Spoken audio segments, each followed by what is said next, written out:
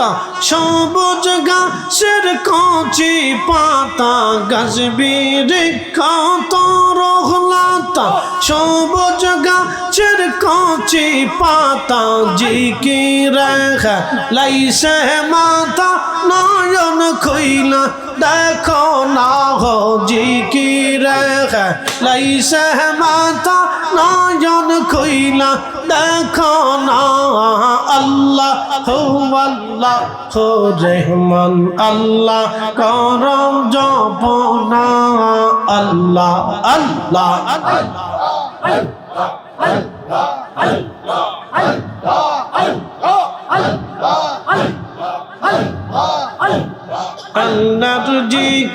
আল্লাহর জিকির না করিলে দিল তো জিন্দা হইবে না হো আল্লাহর জিকির না করিলে দিল তো জিন্দা হইবে না আল্লাহ হু আল্লাহ হো রহমান আল্লাহ কর জপনা আল্লাহ আল্লাহ আল্লাহ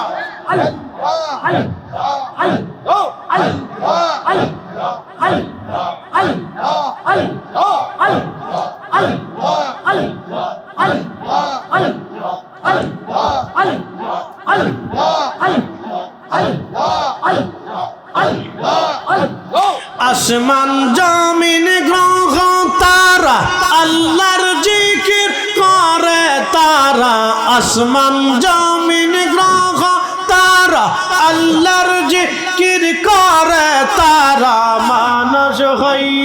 মানুষ হইয়া তোমরা কেন আল্লাহ জিকির করো না আল্লাহ হু রহমান আল্লাহ করো জপনা আল্লাহ আল্লাহ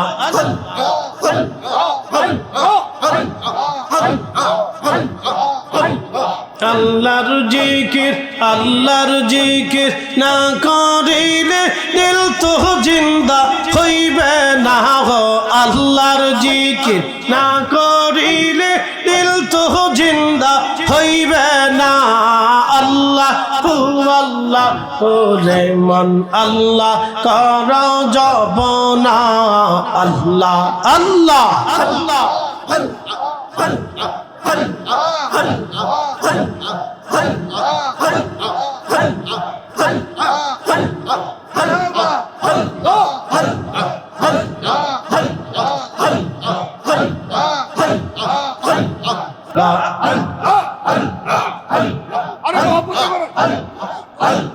সাদের জীবন হেলাই শেষ হইতে চলিলা নামাজ রোজা জিকির ফিকির কিছুই নাহি হইল রং তামা সেই দিন কাটাইলাম রং তামা সেই দিন কাটাইলা আল্লাহর তালাশ করলা না ও আল্লাহর জিকির করলা না ডুবলো বেলা দেখনা চাহিয়া আল্লাহ আল্লাহ আল্লাহ হায় হায়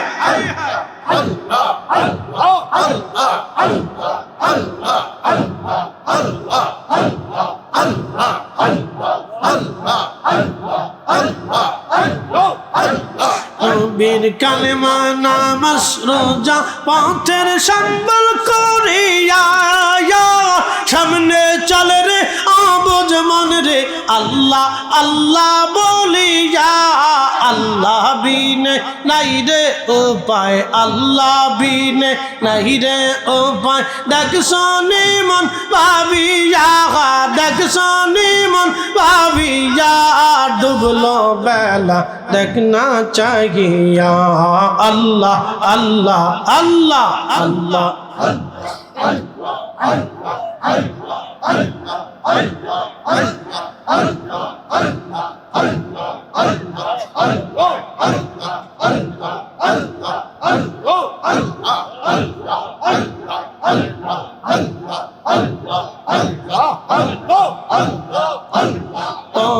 পারের ডাক পড়িলে পারের ডাক পড়িলে পার হবি তুই কে দি যাবর পার হবি তুই তুই কি দিয়া ডুবলো বেলা দেখ না চাহিয়া আল্লাহ আল্লাহ আল্লাহ আল্লাহ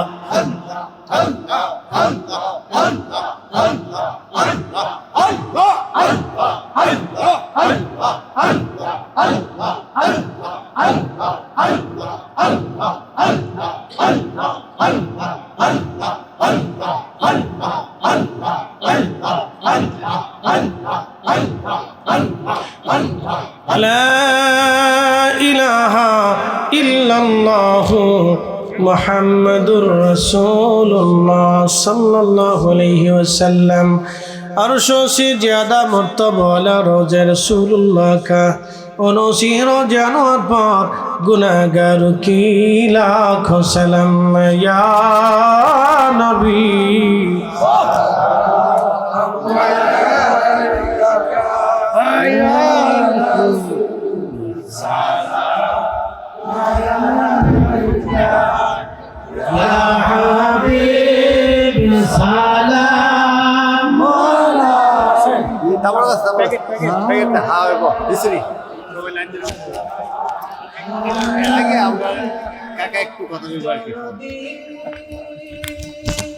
সাউন্ড দেন সাউন্ড